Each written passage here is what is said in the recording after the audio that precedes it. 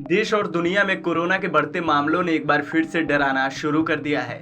दुनिया के कई देशों में चौथी लहर चल रही है, तो वहीं अब भारत में भी पिछले कुछ दिनों में लगातार कोरोना के मामले बढ़ते जा रहे हैं। देश के कई राज्यों में कोरोना केसों में लगातार इजाफा हो रहा है, जिसने स्वास्थ्य मंत्रालय और राज्य सरकारों की चिंता बढ़ा रखी है। देश में पिछले 24 घंटे में कोरोना की रफ्तार ने एक बार फिर से टेंशन बढ़ा दी है। पिछले 24 घंटे में कोरोना के 15,000 से ज्यादा नए मामले सामने आए। देश में कोरोना की सुपर स्पीड के बीच एक्टिव केस की तादाद भी बढ़ती जा रही है।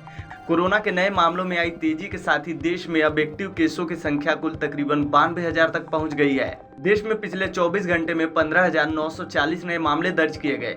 महाराष्ट्र में सबसे ज्यादा 4,205 मामले मिले। इसके बाद केरल में 3,981, दिल्ली में 1,447, तमिलनाडु में 1,359 और कर्नाटक में 816 नए मामले सामने आए। देश में कुल नए मामलों में से 74.8% नए मामले इन 5 राज्यों में मिले हैं। कोरोना के नए केस मिलने के बाद देश में अब मिले संक्रमितों की संख्या 4,33,78,234 हो गई है।